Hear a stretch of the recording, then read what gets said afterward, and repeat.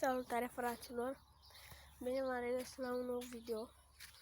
Suntem aici și nu prea am mai postat, fiindcă n-am susținere absolut deloc și nu mai am chef să postez. Dacă văd că am ordonat și aia și nici măcar aia nu se uită la videouri. Dați roșii la mine. Început să înroșească.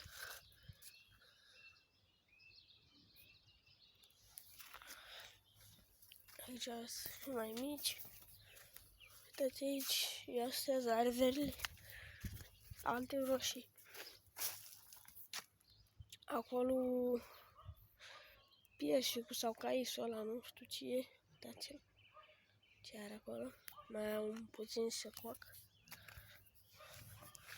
Aici mai avem doi piersici mici sau caiși, nu, piersici.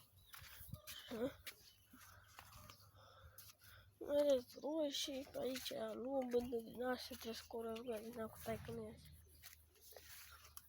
Am fost și ieri la Pepsi, dar am uitat să fac un video. Și asta e un upgrade în curte, în gospodărie. Fiindcă n-am vrut. Fiindcă nici măcar n-am prins. Pentru că n-am prins. Și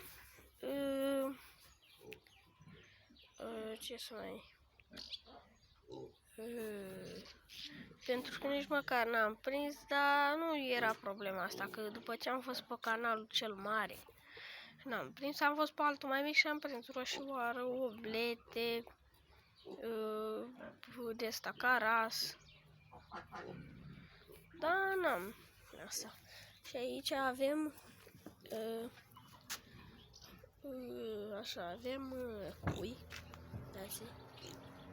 Pui cei din a doua serie, care alții și aici cu găini și cocoș așa, de cochinchina. Chiar cei care au cu aceasta de cochinchina o puică, scrie în comentarii să-mi pun numărul lor de telefon. Purcei de la a doua purcea sunt liberi pe aici în curte să urmeze, iar cei de la prima sunt țărcați, doi deja am vândut. Și noi o să oprim, stați să vin, să vă arăt. Aici e bine, aici e doaba cu nevoile lor. Aici avem și pui, pui de ăștia grași. Acolo avem iar pui din prima serie de carne. Și mai avem pui de curcă.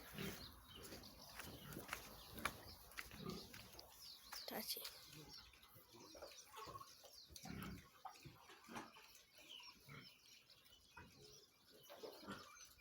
Nu se văd câți acolo. Și aici porcei. Așa. Aici l-avem pe ursul nostru. Iar cu cățelul cel mare, nu știu ce a făcut taică meu, cred. L-a dus la o stână. Așa, l-a dus la o stână. Ieși, ursul, ieși!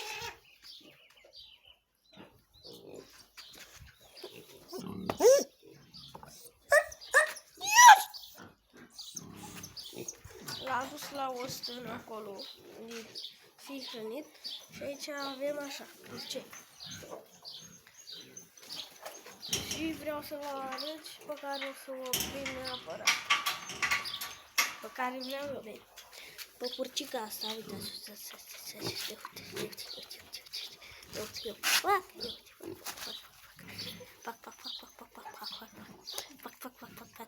uitați cum stă ea să...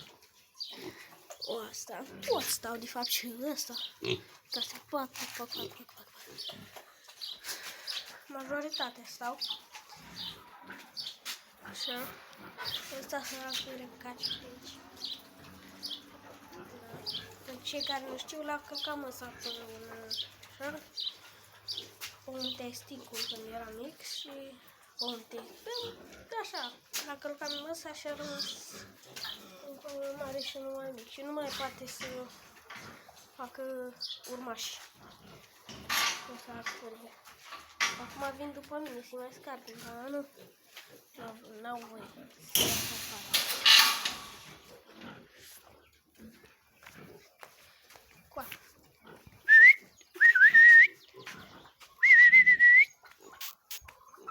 Ne-am uitat și curcile.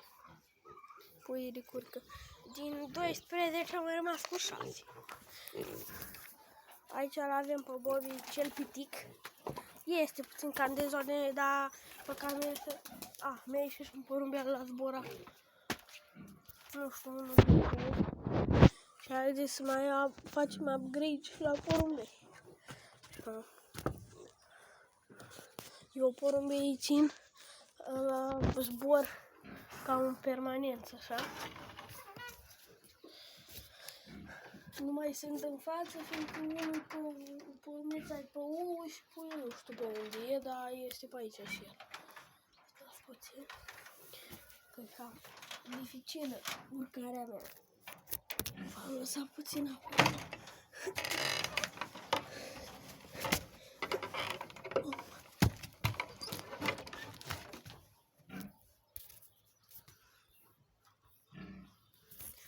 Focus, focus, focus, focus. Așa. Aici avem porumbița cu ouă sau cu pui. Vedem ce are să bea, dar e rea. Deci bine faptul ăsta că e rea.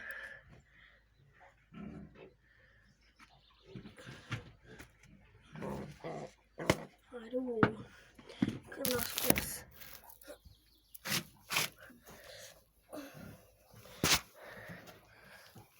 Și puiul ăla. Uitați, puiul din ei care nici măcar nu vi l-am mai arătat. Uitați aici. Pui din ăla de mine. 20. A ieșit mai negru ca Maixa, el. Da? Și pui ăla listul și ăla negru de tot. Ăla negru de tot l-am dat la un prieten. Și pe ăla listul mergeam cu bicicleta într-o seară și era pui și cobora doar pe aia de acolo, la zbor el. Și dintr-o dată s-a încat pe umărul pe bicicletă. Eu am mers încolo, unde mi-am văzut treaba mea. Păi a zburat pe un vecin de ăsta public, pe acoperiș. Și apoi pe magazinul meu. Apoi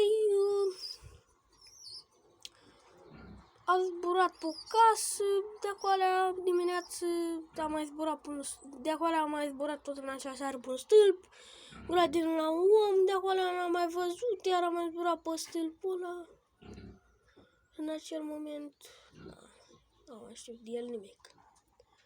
De acel list, dar îmi plăcea de el, list negru așa, albastru. Dar îmi plăcea foarte mult de porumbelul ăla. Și nu știu de cum de-am dat și pe Fraxul, că doar Fraxul putea să-mi dea și list și așa. Gut, cook, cum îi spune la culoarea asta. Putea să-mi dea.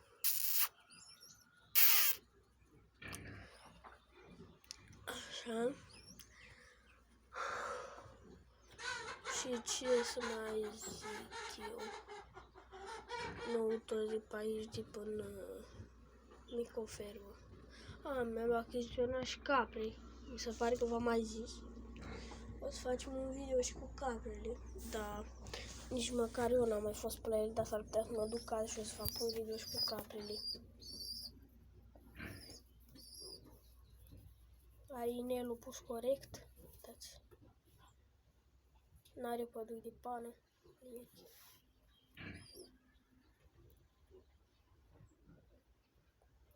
Mai are el puțin de crescut, dar e cam mai să aproape. Mie mi se pare a fi mascul, dar culoarea se bate mai mult pe Maixa, dar el are mai mult solz. Are mai mult solz din negru, pe acel alb, gri, așa.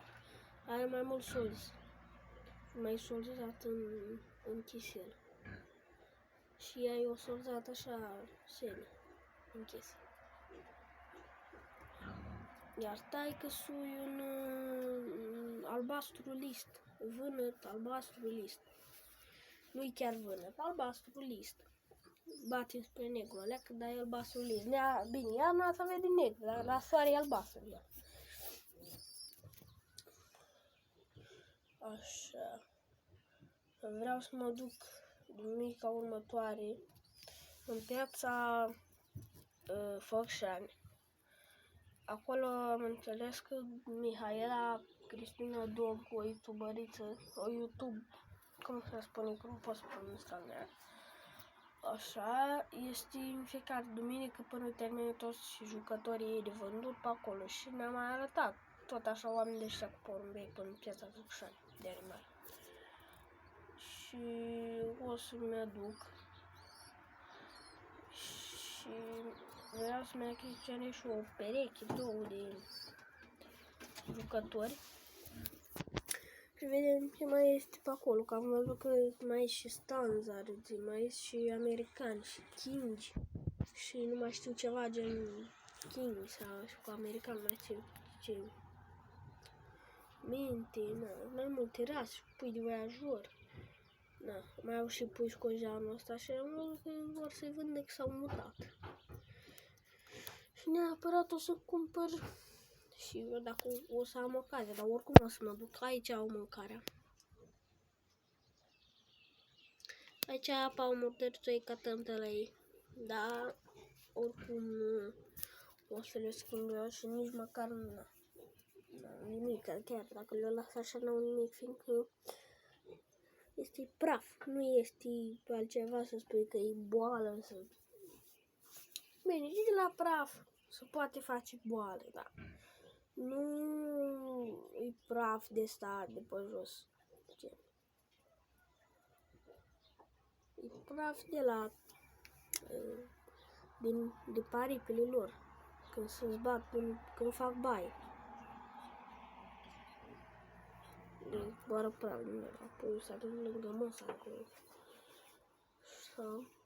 Și până acum eu n-am verificat oului. Ia să mă uit eu la ele dacă fertili sau nu. Că a trecut atâta timp și eu oul n-am verificat de când asta. Că până așa, cred că în spate să mă spun.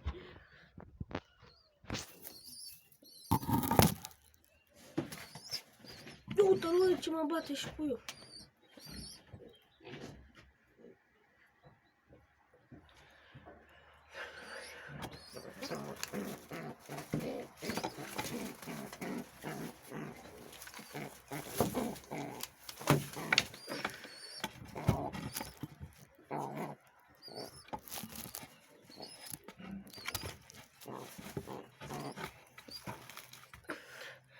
Capturat ouăle. Să aprindem brițul.